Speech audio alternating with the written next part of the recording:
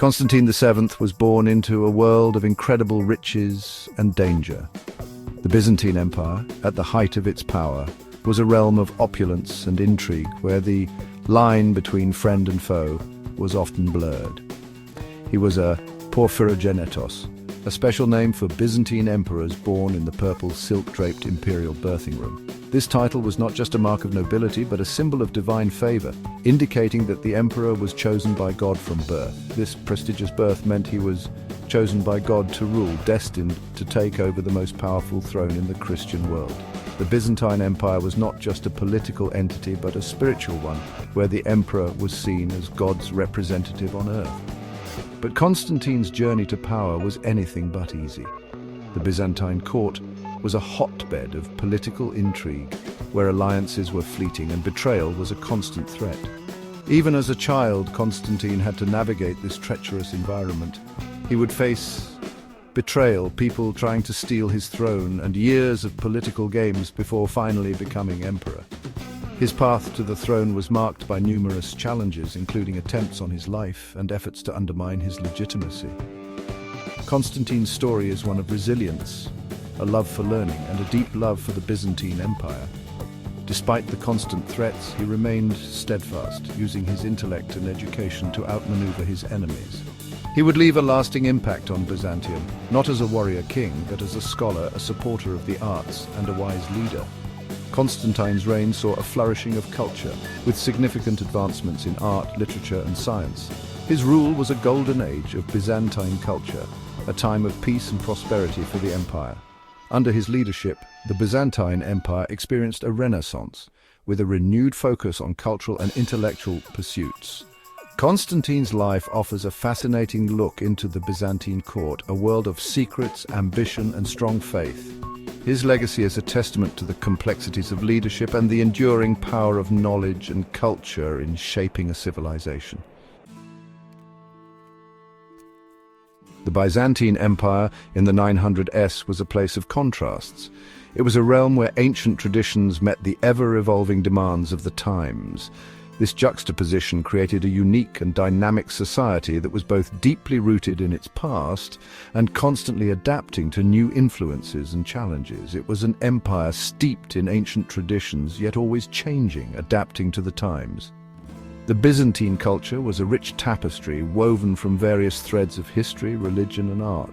The people of the empire took great pride in their heritage, preserving the legacies of the Roman Empire while also embracing the Christian faith that had become the cornerstone of their identity.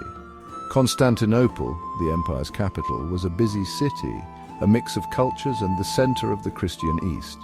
This bustling metropolis was not only the political heart of the empire, but also a hub of commerce, culture, and religion. Its strategic location on the Bosporus Strait made it a vital link between Europe and Asia, attracting traders, scholars, and pilgrims from all corners of the known world. Its streets were full of merchants, scholars, and pilgrims from all over the world. The markets of Constantinople were renowned for their diversity, offering goods from distant lands and showcasing the empire's wealth and cosmopolitan nature.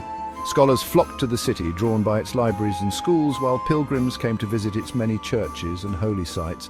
The empire's vast lands included Greece, the Balkans, and Anatolia, a mix of different people united under the emperor.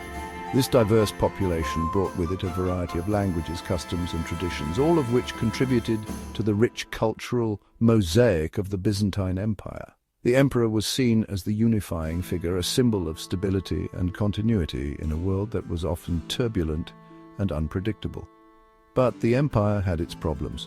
Despite its grandeur and cultural achievements, the Byzantine Empire faced numerous challenges, both from within and without. Internal strife, political corruption, and economic difficulties were constant issues that threatened to undermine the stability of the empire. To the east, the Abbasid Caliphate, though weaker, was still a threat. The long-standing rivalry between the Byzantines and the Abbasids continued to shape the political landscape of the region. Although the Abbasid Caliphate had seen a decline in its power, it remained a formidable adversary, capable of launching raids and military campaigns against Byzantine territories. In the north, the Bulgarians were a powerful enemy, their raids a constant problem. The Bulgarian Empire, under the leadership of its formidable rulers, posed a significant threat to Byzantine control in the Balkans. Frequent skirmishes and raids by Bulgarian forces kept the Byzantine military on high alert and strained the empire's resources. Inside the empire, courtly intrigue and power struggles among the Byzantine elite threatened to weaken the empire from within. The Byzantine court was a hotbed of political maneuvering, with various factions vying for power and influence. These internal conflicts often led to instability and weakened the central authority of the emperor. It was into this complex and unstable world that Constantine VII was born in 905 AD. His birth came at a time when the empire was facing numerous challenges, both external and internal. The young prince would grow up in an environment marked by political intrigue, military threats, and the ever-present need to maintain the delicate balance of power within the empire. His grandfather, the strong Emperor Leo VI the Wise, had finally secured the throne for his son, Constantine VII's father, by breaking the old rule against fourth marriages. This bold and controversial move was seen as necessary to ensure the continuity of the imperial line, but it also sparked significant debate and opposition within the empire. This controversial act would have unexpected consequences for young Constantine. As he grew up, Constantine would find himself at the center of the political and religious debates that his grandfather's actions had ignited. These early experiences would shape his character and influence his approach to governance when he eventually ascended to the throne. Constantine's early life was filled with sadness and political trouble. His father, Leo VI, died when Constantine was only 6 years old. The throne went to his uncle Alexander, but his rule was very short. After Alexander's death, the throne was taken by Romanos I Lekapenos, a powerful admiral who took control. Romanos, though a good ruler, knew Constantine was the rightful heir. Fearing Constantine might become a symbol for his enemies, Romanos kept him locked up in the palace. Constantine lost his imperial titles and was forced to be part of Romanos's coronation, a humiliating experience for the young prince. Despite these setbacks, Constantine didn't give up.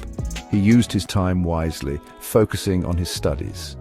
He became a big reader, learning about history, philosophy, and religion. His teachers, seeing his intelligence, helped him learn. This time alone would greatly affect Constantine, shaping him into the scholar emperor he would eventually become. Section 4. Romanos Lekapenos and the rise of a co-emperor. Romanos I, despite his harsh rise to power, was a good ruler. He was born into a humble family and rose through the military ranks, showcasing his strategic brilliance and leadership skills. His ascent to the throne was marked by determination and resilience, qualities that would define his reign. He protected the empire's borders, fighting off Bulgarian attacks. His military campaigns were not just about defense, but also about expanding the empire's influence. Romanos's leadership in these battles earned him respect and loyalty from his soldiers and subjects alike, and even winning battles against the Arabs in the east. These victories were crucial in maintaining the stability and prosperity of the Byzantine Empire. Romanos's ability to lead his troops to victory in such challenging circumstances was a testament to his strategic acumen. Wanting to secure his family's power, Romanos made his own sons co-emperors, pushing Constantine further aside.